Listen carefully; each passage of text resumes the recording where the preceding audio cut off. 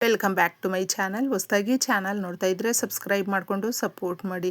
ಸಚ್ಚಿದಾನಂದ ಸಾಯಿನಾಥ್ಗೆ ನಮಸ್ಕಾರ ಮಾಡುತ್ತಾ ಸಾಯಿನಾಥರ ಅನುಗ್ರಹ ಎಲ್ಲರ ಮೇಲೂ ಇರಲಿ ಅಂತ ವಿಡಿಯೋ ಪ್ರಾರಂಭ ಮಾಡ್ತಾ ಇದ್ದೀನಿ. ಸ್ನೇಹಿತರೆ, ನಮ್ಮೆಲ್ಲರಿಗೂ ಕೂಡ ಒಂದಲ್ಲ ಒಂದು ರೀತಿಯಲ್ಲಿ ಸಂತೋಷವಾಗಿ ಇರಬೇಕು, ಹಣಕಾಸು ನಮ್ಮ ಹತ್ರ ಚೆನ್ನಾಗಿರಬೇಕು, ನಾವು ಕೂಡ ಸ್ಥಿತಿವಂತರಾಗಿರಬೇಕು, ನಾವು ಎಲ್ಲರ ಸಮನಾಗಿ ಇರಬೇಕು, ನಮ್ಮ ಮಕ್ಕಳು ಕೇಳಿದ್ದ ತಗೊಡ್ಬೇಕು, ನಾವು ಎಲ್ಲ ರೀತಿಯಲ್ಲೂ ಕೂಡ ನಾವು ಏನು ಆಸೆ ಪಟ್ಟಿರ್ತೀವಿ ಆ ಜೀವನವನ್ನು ಪಡ್ಕೊಳ್ಬೇಕು, ಬಯಸ್ತಾ ಇರ್ತೀವಿ, ಜೀವನ ನಡಿಬೇಕು ಅಂತ. ಆದರೆ ನಾವು ಅಂದುಕೊಂಡಂಗೆ ಯಾವುದೂ ಕೂಡ ಸರಾಗವಾಗಿ ಆಗ್ತಾ ಇರೋದಿಲ್ಲ ನೋಡಿ. ಅಂತಹವರು ತಪ್ಪದೆ ಶನಿವಾರ ಈ ಸಣ್ಣ ಪರಿಹಾರವನ್ನು ಮಾಡ್ಕೊಳ್ಳಿ, ತುಂಬ ಚೆನ್ನಾಗಿ ರಿಸಲ್ಟ್ ಕೊಡುತ್ತೆ ಸ್ನೇಹಿತರೆ. ನಿಂಬೆಹಣ್ಣಿನ ಪರಿಹಾರ ಅನ್ನುವಂಥದ್ದು ಪ್ರತಿಯೊಬ್ಬರಿಗೂ ಗೊತ್ತು.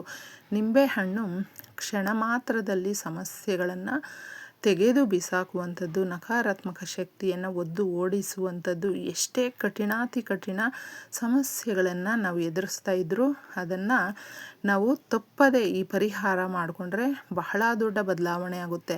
ಮನೆಯಲ್ಲಿ ಯಾವಾಗಲೂ ಗಂಡ ಹೆಂಡತಿ ಜಗಳ ಆಗ್ತಾಯಿದ್ರೆ, ನೀವೇನಾದರೂ ವ್ಯಾಪಾರ ಇಟ್ಟಿದ್ದರೆ, ವ್ಯಾಪಾರ ಮಾಡ್ತಾ ಇರ್ತೀರ ನೋಡಿ, ಯಾವುದಾದ್ರೂ ಅಂಗಡಿಗಳು ಇಟ್ಕೊಂಡಿದ್ರೆ, ಏನಾದರೂ ಬಿಸ್ನೆಸ್ ಮಾಡ್ತಾಯಿದ್ರೆ, ಏನೋ ಒಂದು ಹೆಣ್ಮಕ್ಳಾದರೆ ಸಣ್ಣ ಪುಟ್ಟದಾಗಿ ಮನೆಯಲ್ಲೇ ಮಾಡ್ತಾಯಿದ್ರೆ ಎಲ್ಲವೂ ಕೂಡ ಚೆನ್ನಾಗಿ ಆಗೋದಕ್ಕೆ ಈ ಪರಿಹಾರ ಬಹಳ ಚೆನ್ನಾಗಿ ಕೈ ಹಿಡಿಯುತ್ತೆ ಸ್ನೇಹಿತರೆ. ಏಕೆಂದರೆ ನಿಂಬೆಹಣ್ಣು ಅನ್ನುವಂಥದ್ದು ನಮ್ಮ ಸುತ್ತಮುತ್ತ ನಕಾರಾತ್ಮಕ ಶಕ್ತಿಗಳನ್ನು ತನ್ನಲ್ಲಿ ಅಡಗಿಸಿಟ್ಕೊಳ್ಳುವಂಥ ಶಕ್ತಿ ನಿಂಬೆಹಣ್ಣಿಗೆ ಇದೆ. ಅದರ ಸುತ್ತಮುತ್ತ ಅಂದರೆ ನಾವು ಇದನ್ನು ಇಟ್ಕೊಂಡು ಸಂಕಲ್ಪ ಮಾಡಿಕೊಂಡು ಮನೆಯಲ್ಲಿ ಪರಿಹಾರ ಮಾಡ್ತೀವಿ ನೋಡಿ, ಯಥೇಚ್ಛವಾದಂಥ ಲಾಭಗಳನ್ನು ಕಾಣಬಹುದು. ಇದಕ್ಕೆ ನಮ್ಗೆ ಬೇಕಾಗಿರುವಂಥದ್ದು ಒಂದು ನಿಂಬೆಹಣ್ಣು, ಕಾಡಿಗೆ ಹಾಗೂ ಒಂದು ಗುಂಡು ಸೂಜಿ ಅಷ್ಟೇ ಸ್ನೇಹಿತರೆ. ತುಂಬ ಚೆನ್ನಾಗಿರುತ್ತೆ. ನಮ್ಮ ಹಿತಶತ್ರುಗಳು ಅಂತ ಇರ್ತಾರೆ.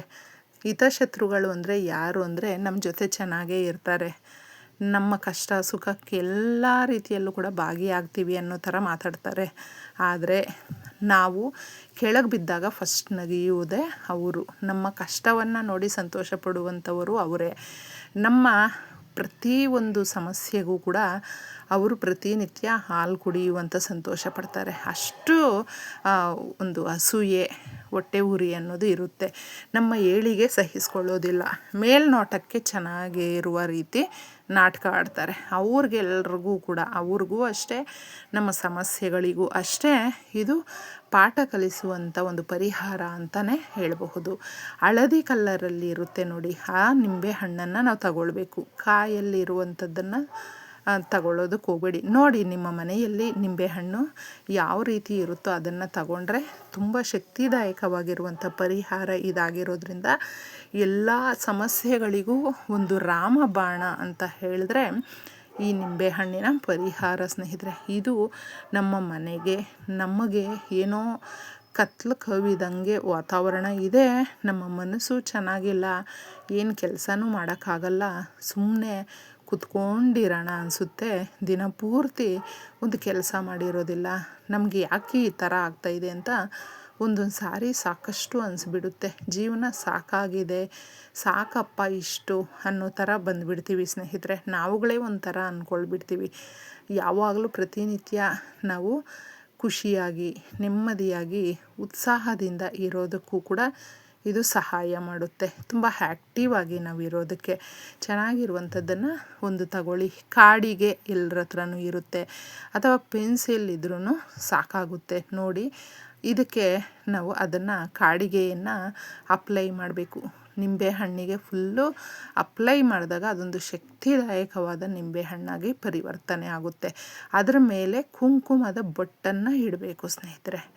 ಕುಂಕುಮದ ಬೊಟ್ಟನ್ನು ಇಟ್ಟು ನೀವೇನು ಮಾಡಬೇಕು ಅಂದರೆ ನೀಟಾಗಿ ಮನೆಯೆಲ್ಲ ಇದನ್ನು ಓಡಾಡಿಸಿ, ಎಡಗೈಯಲ್ಲಿ ಇಟ್ಕೊಂಡಿದ್ದೆ ಪ್ರತಿ ಮೂಲೆನೂ ತೋರಿಸ್ಬಿಟ್ಟು ಮನೆಯ ಹೊರಗಡೆ ಬಂದಿದ್ದೆ ನಿಮ್ಮ ಮನೆಯಲ್ಲಿ ಯಾರಾದರೂ ನಿಮ್ಮ ಯಜಮಾನರೇ ಆಗಿರಬಹುದು, ಅಥವಾ ಮಕ್ಕಳೇ ಆಗಿರಬಹುದು, ಗಂಡ ಹೆಂಡತಿ ಜಗಳ ಆಗಿರಬಹುದು, ಮಕ್ಕಳಿಗೆ ಗಂಡ ಎಲ್ರಿಗೂ ಕೂಡ ಆ ಹೆಂಡ್ತಿ ಆಗಿರುವಂಥವಳು, ತಾಯಿ ಆಗಿರುವಂಥವಳು ಎಷ್ಟೋ ಬುದ್ಧಿ ಮಾತು ಹೇಳ್ತಾ ಇರ್ತಾಳೆ, ತುಂಬ ಸಹನೆಯಿಂದ ಇರ್ತಾಳೆ.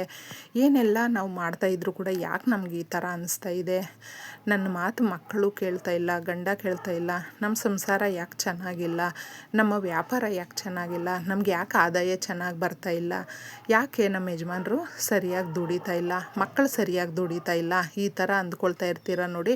ಅಂತಹ ಹೆಣ್ಮಕ್ಳು ಮಾಡಿ ಸ್ನೇಹಿತರೆ, ತುಂಬ ಒಳ್ಳೆಯ ರಿಸಲ್ಟ್ ಕೊಡುತ್ತೆ. ಈ ಥರ ತಿರುಗಿಸಿದ್ದೆ ಸೀದಾ ಇದನ್ನು ನೀವು ಒಂದು ಹೊರಗಡೆ ತಗೊಂಡು ಬಂದಿದ್ದೆ ಒಂದು ಗುಂಡು ಸೂಜಿಯನ್ನು ಇದಕ್ಕೆ ಚುಚ್ಚಿ, ತದನಂತರ ನಿಮ್ಮ ಮನೆಯಲ್ಲಿ ಯಾರು ಈ ಥರ ಅಂದರೆ ಮಾತನ್ನು ಕೇಳ್ತಾ ಇರೋದಿಲ್ಲ, ತುಂಬ ಕೋಪದಲ್ಲಿರ್ತಾರೆ, ಗೊತ್ತಿರುತ್ತಲ್ವ ಅವ್ರಿಗೆ, ನೀವು ನಿಮ್ಮ ಪ್ರಾಂತ್ಯದಲ್ಲಿ ಯಾವ ರೀತಿ ದೃಷ್ಟಿ ತೆಗಿತೀರೋ ಆ ಥರನೇ ಮನೆಯ ಸದಸ್ಯರೆಲ್ಲರೂ ಕೂಡ ನಿಂತ್ಕೊಂಡು ಕೂಡ ಇದನ್ನು ದೃಷ್ಟಿ ತೆಗಿಬಹುದು. ಅಂದರೆ ಯಾರಾದರೂ ಒಬ್ಬರು ಅವ್ರಿಗೆ ನಿಲ್ಲಿಸ್ಬಿಟ್ಟು ತೆಗಿಬಹುದು. ಈ ಥರ ತೆಗೆದುಬಿಟ್ಟು ತದನಂತರ ನಿಮ್ಮ ಮನೆಯ ಮುಂದೆ ನಿಂತ್ಕೊಂಡಿದ್ದೆ ಇದನ್ನು ನೀಟಾಗಿ ನಿಮ್ಮ ಮನೆಗೂ ಕೂಡ ನೀವು ದೃಷ್ಟಿಯನ್ನು ತಗೊಳ್ಬೇಕು. ಮನೆ ಹಾಗೂ ಮನೆಯ ಸದಸ್ಯರು ಬಹಳ ಮುಖ್ಯವಾಗಿ ನಮಗೆ ಈ ಕೆಲಸ ವರ್ಕ್ ಆಗುತ್ತೆ. ಯಾಕಂದರೆ ಮನೆಗೂ ಕೂಡ ಸ್ನೇಹಿತರೆ ತುಂಬ ದೃಷ್ಟಿ ಆಗಿರುತ್ತೆ. ಯಾಕಂದರೆ ನಮ್ಮ ಮನೆಯಲ್ಲೂ ಕೂಡ ಎಷ್ಟೋ ನಾವು ಹತ್ತಿರ್ತೀವಿ, ನಮ್ಮ ಮನೆಗೆ ಬಂದಿರುವಂಥವರು ನಕಾರಾತ್ಮಕ ಮನಸ್ಸಿಂದ ಬಂದಿರ್ತಾರೆ. ಅದು ಎಲ್ಲವೂ ಕೂಡ ನಮ್ಮ ಮನೆಯಲ್ಲಿ ಹಾಗೆ ಕುತ್ಕೊಂಡಿರುತ್ತೆ. ಅದು ಒಂದಲ್ಲ ಒಂದು ರೀತಿಯಲ್ಲಿ ನಮಗೆ ಕಷ್ಟ ತಂದುಕೊಟ್ಟಿರುತ್ತೆ. ಅದನ್ನು ಹೋಗ್ಲಾಡ್ಸೋದಕ್ಕೆ ಈ ರೀತಿ ದೃಷ್ಟಿ ತೆಗೆದಾಗ ಹೊರಟೋಗ್ಬಿಡುತ್ತೆ. ಎಲ್ಲ ರೀತಿಯ ಸುಖ, ಶಾಂತಿ, ಸಮೃದ್ಧಿ ಅನ್ನೋದು ಜಾಸ್ತಿ ಆಗುತ್ತೆ. ನಮ್ಮ ಮನೆಯಲ್ಲಿ ಯಥೇಚ್ಛವಾದಂಥ ಲಾಭಗಳನ್ನು ತಂದುಕೊಡುತ್ತೆ. ಹಣದ ಆಕರ್ಷಣೆ ಆಗುತ್ತೆ. 4 ಕಡೆಯಿಂದ ಏನು ಸಮಸ್ಯೆಗಳು ಬರ್ತಾ ಇದೆ ನೋಡಿ, ಆ ಸಮಸ್ಯೆಗಳನ್ನು ಅಲ್ಲಲ್ಲೇ ತುಳಿದು ಬಿಸಾಕುವಂಥ ಕೆಲಸ ನಿಂಬೆಹಣ್ಣು ಮಾಡುತ್ತೆ. ಅದಕ್ಕೋಸ್ಕರ ಇದನ್ನು ದೃಷ್ಟಿ ತೆಗೆದು ಮನೆಗೆ ದೃಷ್ಟಿ ಮಾಡಿ ಸೀದಾ ತಗೊಂಡು ಬಂದು 4 ರೋಡ್ ಬರುತ್ತಲ್ವ, ರಸ್ತೆಗಳು, ಆ ಜಾಗ ನೋಡ್ಕೊಂಡಿದ್ದೆ ಒಂದು ಬದಿಗೆ ಬಿಸಾಕಬೇಕು. ಯಾವತ್ತೂ ಅಷ್ಟೇ 4 ರಸ್ತೆಗಳ ಮಧ್ಯದಲ್ಲಿ ಬಿಸಾಕೋದಕ್ಕೆ ಹೋಗಬೇಡಿ.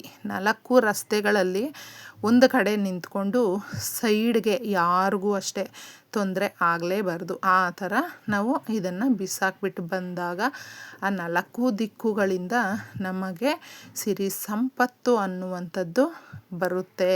ಸಮಸ್ಯೆಗಳು ಅನ್ನೋದು ಹೊರಟೋಗಿರುತ್ತೆ. ಯಾಕಂದರೆ ಮನೆಯಿಂದ ಹೊತ್ಕೊಂಡು ಹೋಗಿ ನಾವು ಅಲ್ಲಿ ಬಿಸಾಕ್ತೀವಿ, ಆ ಕಡೆಯಿಂದ ಆ ಕಡೆಗೇ ಅದು ಹೊರಟೋಗ್ಬಿಡುತ್ತೆ. ಸಮಸ್ಯೆಗಳು ತಾನಾಗೆ ಹುಡುಕೊಂಡು ಅದೃಷ್ಟ ಅನ್ನೋದು ಬರುತ್ತೆ. 4 ಕಡೆಯಿಂದ ನಮಗೆ ದುಡ್ಡಿನ ಮಳೆ ಅಂತಲೇ ಸುರಿದು ಬರುತ್ತೆ. ಯಾಕಂದರೆ ಅವಕಾಶಗಳು ಜಾಸ್ತಿ ಆಗುತ್ತೆ, ಅಭಿವೃದ್ಧಿ ಅನ್ನುವಂಥದ್ದು ಜಾಸ್ತಿ ಆಗುತ್ತೆ. ಈ ಥರ ನೀವು ಹಾಕಿಬಿಟ್ಟು ಬಂದು ಏನು ಮಾಡಬೇಕು ಅಂದರೆ ಹಿಂತಿರುಗಿ ನೋಡಬಾರ್ದು. ಅದನ್ನು ಹಾಕ್ಬಿಟ್ಟು ಸೀದಾ ವಾಪಸ್ಸು ನೀವು ಬಂದು ಬಿಡಬೇಕು. ಕೈ ಕಾಲು ಮುಖ ತೊಳ್ಕೊಂಡು ಮನೆ ಒಳಗಡೆ ಹೋಗಬೇಕು. ಇಷ್ಟು ಮಾಡ್ಕೊಳ್ಳಿ. ಒಳ್ಳೆಯ